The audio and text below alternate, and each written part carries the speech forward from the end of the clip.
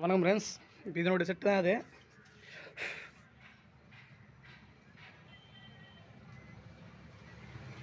பார்த்தீங்கன்னா உங்களுக்கு தெரியும், இந்த சோஃபாவோட செட்டு இன்னொரு செட்டு. இது வெறும் மரமாக இருந்தது உங்களுக்கு தெரியும்.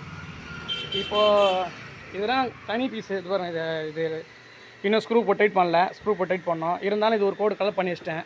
ஏன்னா இதுவும் ஒன்று போல் மேட்ச் ஆகும்னு சொல்லிட்டு இதோட கைப்பிடியும் கலர் பண்ணி சீலர் போட்டு வச்சுருக்கேன்.